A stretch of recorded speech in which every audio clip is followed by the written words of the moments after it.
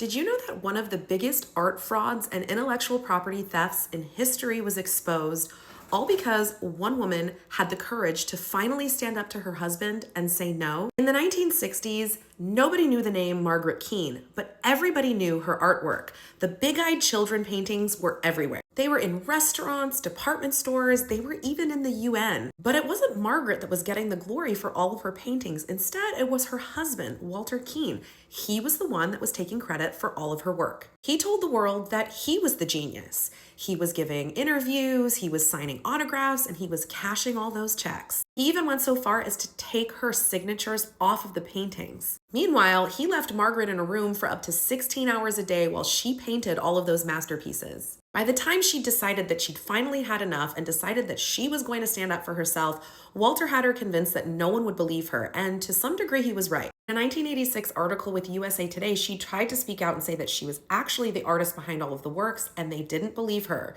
She'd finally had enough and decided to file for divorce from her husband.